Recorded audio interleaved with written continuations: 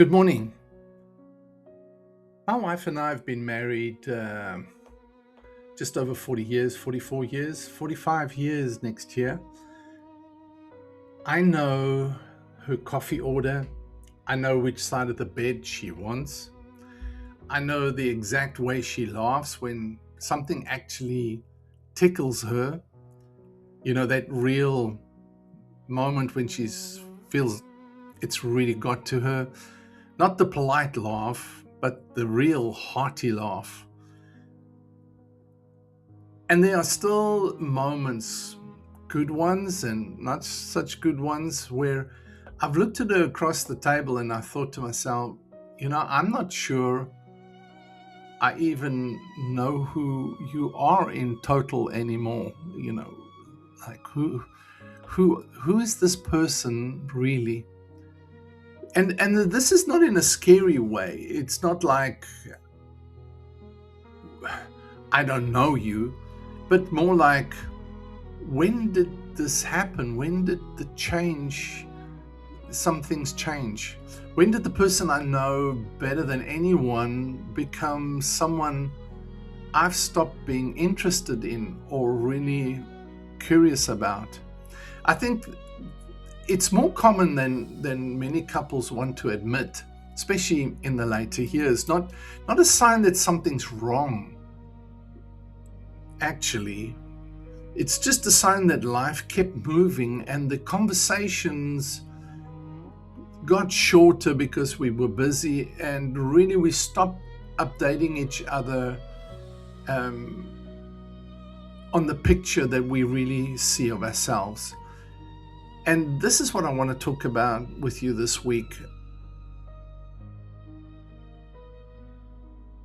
I'm Coach Shaun. This is week 16 of the marriage we're building now. And of course, we're in book 2, deepening. And this week is about getting curious again, or getting interested in your spouse again. Paul writes in 1 Corinthians 13:12, "Now I know in part, but then shall I know even as also I am known." I know in part. He's writing about knowing God, but I think this also comes right down to the heart of a marriage relationship as well.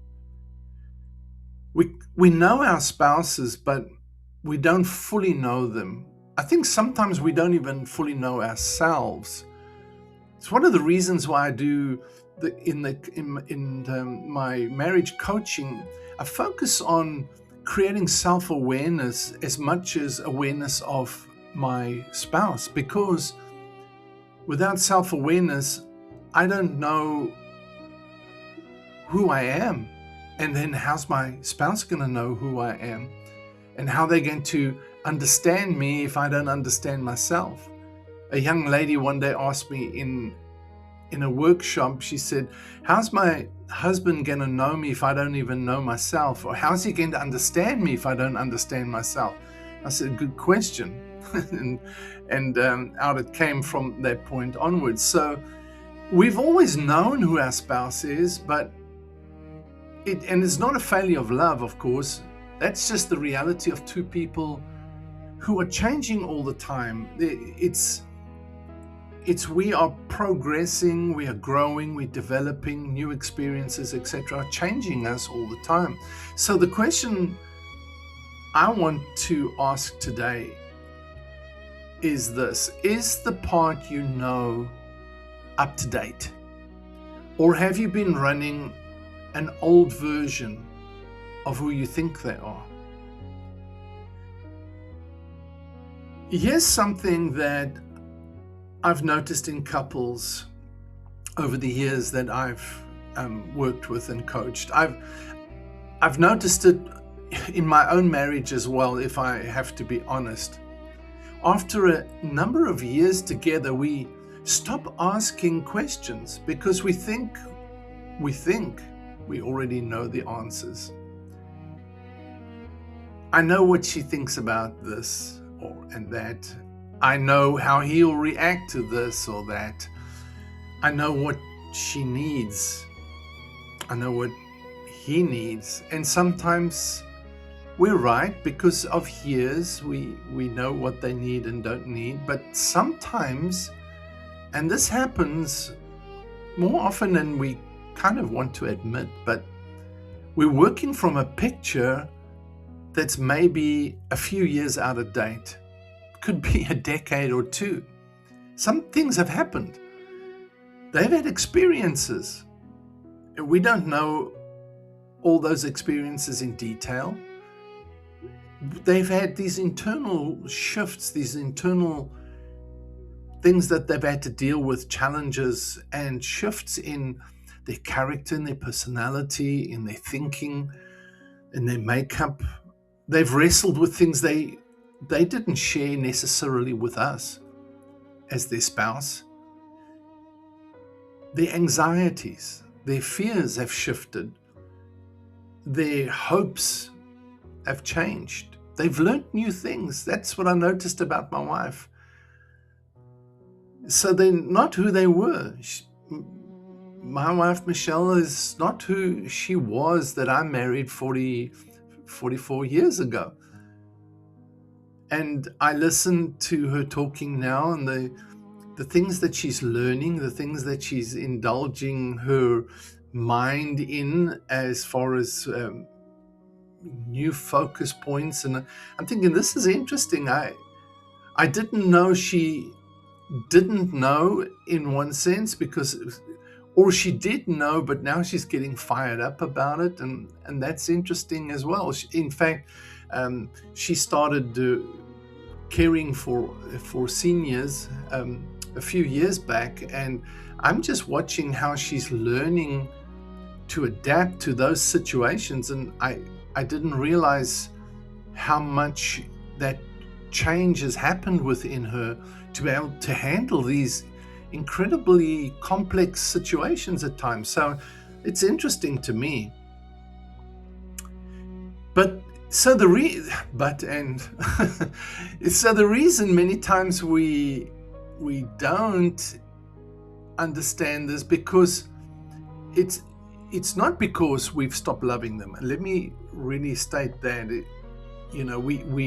We love our partner, we love our spouse, and so those areas that we don't know yet, or we're not up to date with yet, it's not because we don't love them or because they don't love us. It's because we've got busy. Life goes on, and sometimes we just forget to focus on those things. The conversations have become very action-oriented. Let's get stuff done. And we started managing life instead of sharing life together. And that's why in the coaching, in the process, is something that couples can go back to every now and again, because it helps them to relocate themselves, to again create self-awareness. What am I thinking now? What am I valuing now? What is important to me now? And am I communicating that? Do you understand that about me? And then from the other side is, oh, wow, I get that. I see what you're saying. I didn't realize that about you. I didn't know you were thinking that. I didn't know that was important to you. So these things begin to build this bridge of communication that helps us to know and understand each other. So we don't want to go back to the maintenance mode again. And we kind of can get stuck in that maintenance mode. But this time, it's not stuck in the marriage tasks. It's about the person themselves. It's like, who are you really now? Getting genuinely curious and interested about your spouse again after 2 or 3 decades.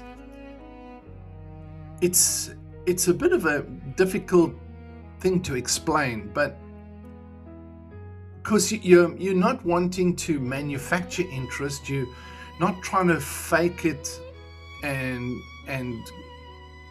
make it this is it. It starts with something smaller. It's a decision to hold your assumptions a little less seriously. So don't take your assumptions so seriously. To ask something you think you know the answer to, but actually now to take the time to listen and to understand. That is a critical. If there's one word I wish I could insert into every marriage relationship, is understand. Take time to understand, empathetically understand. As I said, after over 40 years of marriage, my wife still surprises me sometimes. In a lot of areas, I understand her. I do. I know how she's going to react, and I know how she's going to respond. I don't fully understand always what she's thinking or how she's thinking, but I kind of know the outcomes of it. I know how she deals with things because I've watched her for 45 years. But there's still areas that I don't, and I'm surprised. She'll describe how she feels about a situation, and I'll realize, wow, I thought I knew, but I don't. And I thought I understand her intention, but I don't. Or she'll say something that she's been thinking about that I had no idea was even on her purview, on her scope, on her radar of thinking. And honestly, that still feels like fresh and new every single time. It's a gift to me. I have a person in my life that I'm still learning to know, because she's growing and developing. She's becoming still the woman that she needs to be. She's not perfect, nor am I. I'm still becoming, I'm learning, I'm growing, which means there's still someone that I get to know. I can't assume I know everything. I can't become comfortable with the fact that I know everything there is to know about this person. People are a lot more complex than that. So there's this growth process happening all the time. And so now I get to know somebody, and she intrigues me. She really does. She intrigues me. There's this depth of a person that I'm getting to know all the time. When was the last time your spouse really, really surprised you? Do you know everything there is to know? When was the last time they said something that you didn't expect them to say, or revealed something you didn't know was actually there? If it takes a while to remember, well, then it's time to really reflect on what you're going to do about it.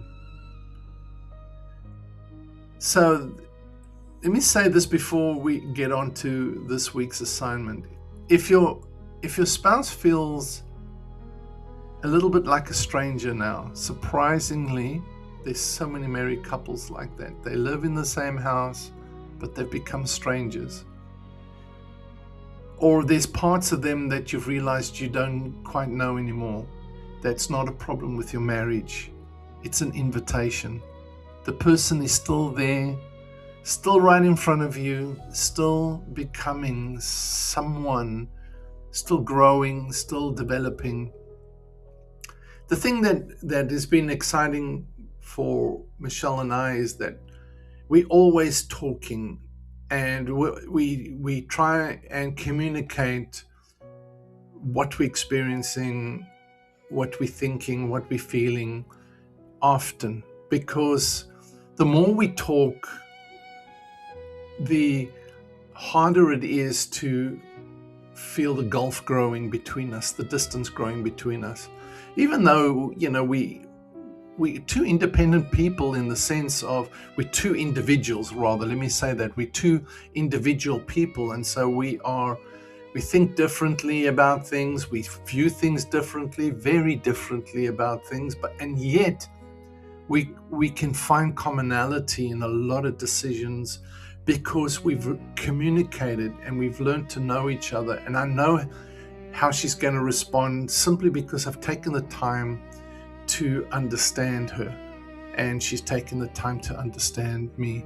So your spouse is becoming someone all the time, and that's why it's important to go and meet them. Take the time to meet them again, not with a program or a scheduled marriage check-in list, but with genuine interest in who they've become while you were both busy, very busy, getting here where you are now. So this week's assignment is a written one, and I want to explain why before I tell you what it is. Written answers to real questions tend to be more honest than when you just talk. So there will be no reaction to manage when you write it, no conversation to navigate, just the actual answer that you've written down. So this is what you do. Each of you separately write down 2 questions you genuinely like to ask your spouse. Not logical questions, but real ones, just real heartfelt questions about who they are, what they're thinking, what's going on inside of them, what are their hopes, what are their dreams, aspirations, their struggles, what are their challenges, internal ones, what are they wrestling with right now? And then exchange your lists. Then each of you pick one question from the other's list and answer it in writing. Write them a letter and give your spouse your letter and let them keep it. So the book 52 Devotions for the Marriage We're Building Now goes much deeper into this with questions, discussion questions in the week 16 devotion that are really helpful to sit and work through together. Your spouse is not finished growing and becoming, and neither are you.